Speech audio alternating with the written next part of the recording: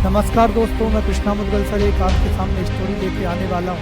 ऐसे बच्चे जो अपना मनोबल खो चुके हैं तैयारी से, या जिनका तैयारी में मन नहीं लग रहा है, या जो हार मान चुके हैं अब हमसे नहीं होने वाला है, उन लोगों के लिए जो स्टोरी मैं सुनाने वाला हूँ तो शायद आपका जुनून को बढ़ा सके। स्टोरी कुछ यूँ है भाई, एक मूर्ति बनाने वाला था और मूर्ति बनाने वाला एक पत्थर की तलाश में, मूर्ति बनाने के लिए एक पत्थर की तलाश में नदी के किनारे पर जाने लग रहा था।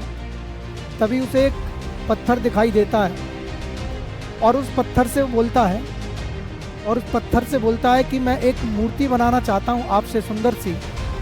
तो मूर्ति बनाने की, अच्छा भाई मूर्ति बनना तो सभी लोग चाहते ही हैं। वहाँ पर मूर्ति बनाने वाले ने बोला पत्थर से कि मैं आपको मूर्ति बनाना चाहता हूँ और मूर्ति बनाने के लिए मुझे आप में हथौड़े और छेनी से चोट लगानी पड़ेगी। क्या आप उस चोट को झेलने के लिए तैयार हैं? पत्थर ने बोल दिया बिल्कुल, मैं उस चोट को झेल सकता हूँ, आप चाहो तो मेरी मूर्ति बना सकते हैं। मूर्तिकार ने एक सुंदर सी मूर्ति बनाना चालू किया। अपने हथौड़े और छेनी से उस पत्थर को काटने लगा।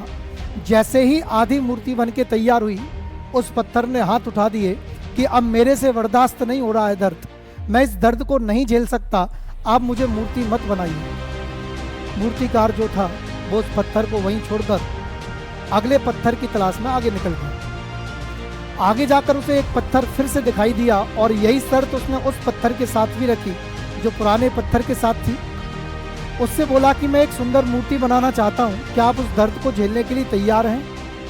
पत्थर ने हाँ कर दिया और पत्थर दर्द झेलता गया। मूर्तिकार मूर्ति बनाता गया, हथौड़े और छेनी से चोटें लगाता रहा और कुछ समय के बाद मूर्तिकार ने एक सुंदर मूर्ति बनाकर तैयार कर दी। अब उस मूर्ति को बिठाने के लिए मंदिर की जरूरत पड़ गई, तो एक सुंदर से मंदिर को बनवा कर उस मूर्ति को बिठाया गया, प्रतिष्ठा करवाई गई मूर्ति की। और अब तो सभी लोग आकर के मूर्ति के सामने सर झुकाने लगे, प्रसाद चढ़ाने लगे, मालाएं चढ़ाने लगे।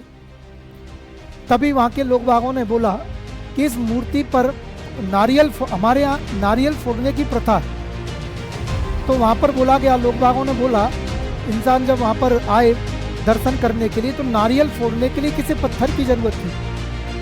उन्होंने कहा एक काम कीजिए, कोई नुकीला पत्थर ढूंढें जिससे हम उस पत्थर पर नारियल को फोड़ सकें। जैसे ही लोगों ने आसपास देखा तो वही मूर्ति बना हुआ आधा पत्थर, जो आधा मूर्ति बना हुआ था, वो उन्हें मिला और नुकीली उसकी सतह थी। लाकर पत्थर को मंदिर के बाहर रख दिया और अब तो हर व्यक्ति आता और उस पत्थर पर नारियल को फोड़ता। प्रत्येक व्यक्ति आए और उस पत्थर पर नारियल को फोड़े। भाई इस कहानी से पता है मैं क्या प्रेरणा देना चाह रहा हूँ?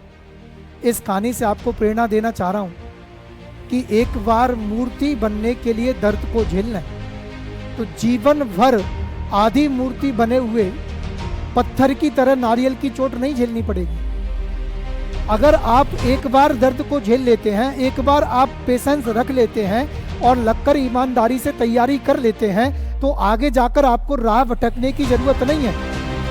बहुत सारे ऐसे बच्चे हैं जो तैयारी करने के दौर पर निकलते हैं लेकिन वापस लौट जाते हैं। हमें तब तक हार नहीं माननी है जब तक इस शरीर में जान है, और जब तक जान रहेगी हम कामयाबी को हासिल करके ही रहेंगे। बस इसी सोच के साथ आगे बढ़ें, ईमानदारी के साथ प्रयास करें, आपकी हर कोशिश सफल होगी। बस ईमानदारी से काम करते रहें। जय हिंद, जय भारत।